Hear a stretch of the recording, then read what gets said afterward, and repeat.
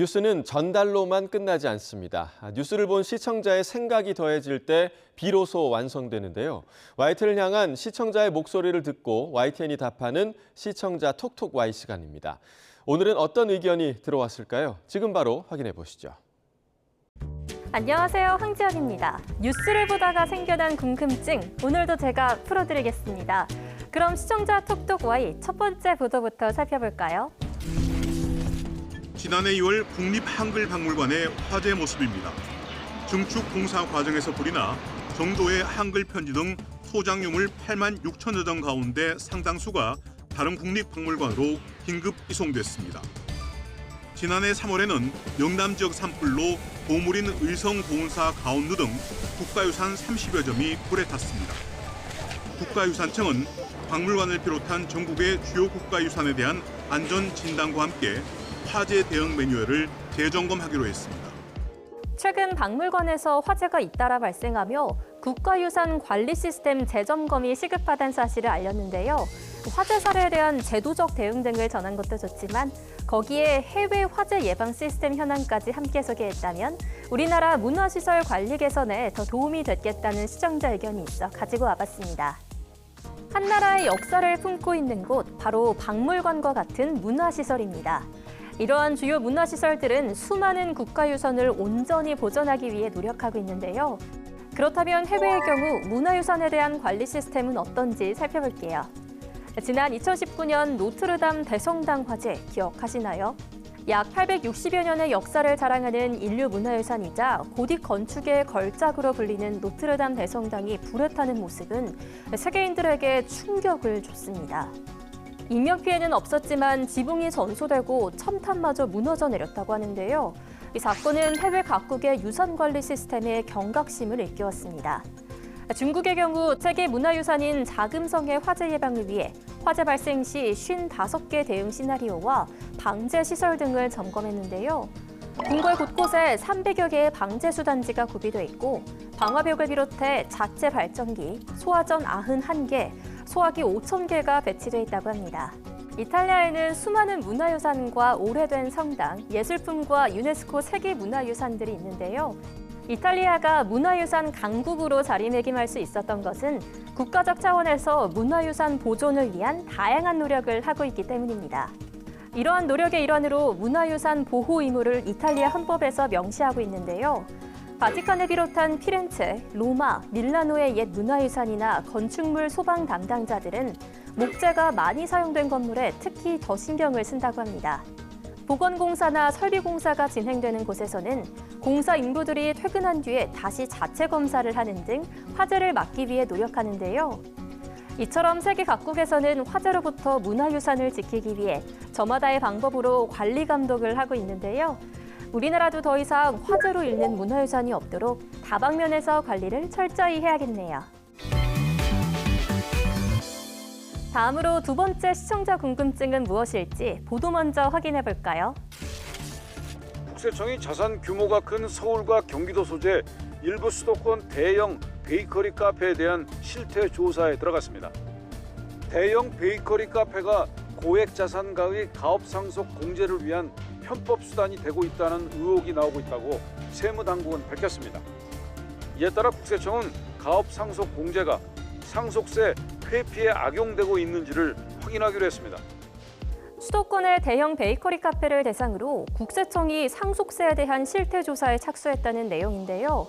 가업 상속 공제의 간단한 설명은 있었지만 이 제도의 취지나 공제 대상 등 구체적인 정보는 없어 보완하면 좋겠다는 시청자 의견이 전해졌습니다. 주말에 나들이 가면 쉽게 볼 수 있는 대형 베이커리 카페, 요즘 참 많죠. 이런 대형 베이커리 카페가 늘어난 이유로 상속세 회피 목적이 있다는 의혹이 나왔다고 합니다. 그렇다면 어떤 방식으로 대형 베이커리 카페가 상속세 회피에 쓰인 걸까요? 국세청이 지목한 편법 수단은 바로 가업 상속 공제 제도입니다. 그럼 가업 상속 공제가 무엇인지 알아볼까요? 가업 상속 공제란 피상속인이 10년 이상 경영한 곳을 상속인에게 가업으로 승계하면 기간에 따라 최대 600억 원까지 상속재산에서 공제하는 제도인데요.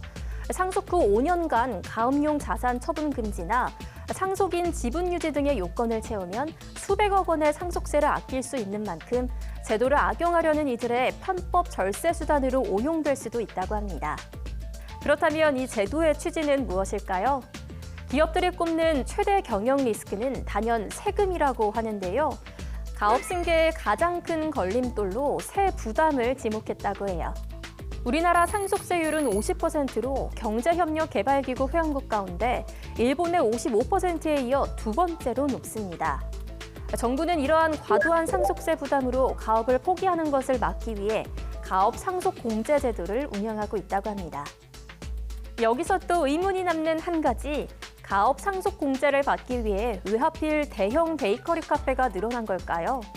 공제 해당 업종을 보면 음식점, 유치원, 병원, 여행사, 제조업, 건설업, 도소매업, 제과점 등이 대표적인 사례인데요. 카페는 공제 대상에 해당하지 않지만 제과점과 카페를 합친 베이커리 카페는 업종 구분을 교묘하게 피해갈 수 있는 거죠. 제과점업 명목으로 베이커리 카페 사업자 등록을 했지만 실제로는 제과시설 없이 소량의 케이크 완제품만 매입하고 음료 원재료 매입 비중이 월등히 높아 사실상 커피 전문점으로 운영되는 경우는 이번 실태조사의 대상이 될 수 있다는 겁니다. 이번 국세청의 조사를 통해 대형 베이커리 카페가 편법 절세 수단으로 이용된 건 아닌지 꼼꼼히 지켜봐야겠네요.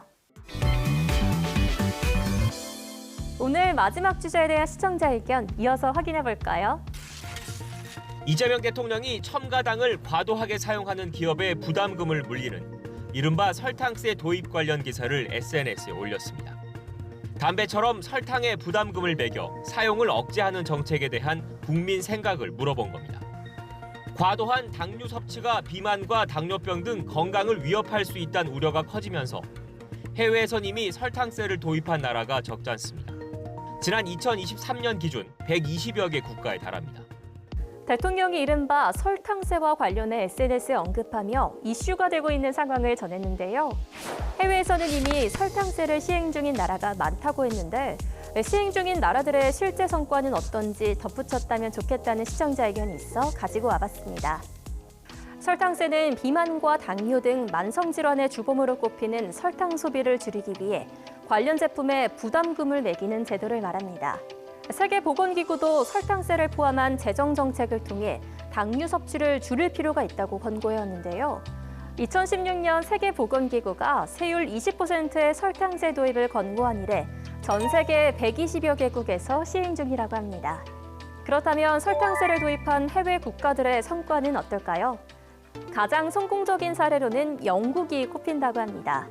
2016년 시작한 영국의 청량음료 산업 부담금은 100ml당 설탕이 5g 미만이면 비과세, 5에서 8g이면 리터당 약 350원, 약 8g 이상이면 약 460원의 부담금을 매기는데요. 제도의 효과는 수치로 입증됐다고 합니다. 영국 공중보건국 분석 결과 1인당 설탕 소비량은 제도 시행 후 28.8%나 감소했다고 하는데요. 영국 당국은 이로 인해 매년 비만 환자 14만 4천 명, 당뇨 환자 19,000명이 줄어들 것으로 추산하고 있습니다. 반대로 실패 사례도 있는데요. 덴마크는 2011년 세계 최초로 포화지방산이 2.3% 이상 포함된 버터, 우유, 피자, 육류 조리 제품 등에 세금을 부과하는 비만세를 도입했습니다. 이후 추가로 설탕세 도입을 계획했는데요. 비만세 도입 이후 식품 가격 상승과 식품 가게의 폐업이 잇따르고 독일, 스웨덴 등 인접국으로 넘어가 식료품을 구매하는 이른바 원정 쇼핑도 급증했습니다. 결국 덴마크 정부는 건강 개선 효과가 입증되기도 전에 정치적, 경제적 부담을 이기지 못하고 1년 만에 비만세 폐지와 함께 설탕세 도입 계획까지 전면 백지화했다고 합니다. 이렇게 성공 사례와 실패 사례가 있는 만큼 우리나라에 도입할 경우 여건에 맞게 다방면에서 준비가 필요해 보이네요. 여러분이 남겨주신 궁금증, 오늘도 속 시원히 풀리셨을까요? 다음 시간 알찬 내용으로 찾아오겠습니다. 그럼 다음 주에 만나요.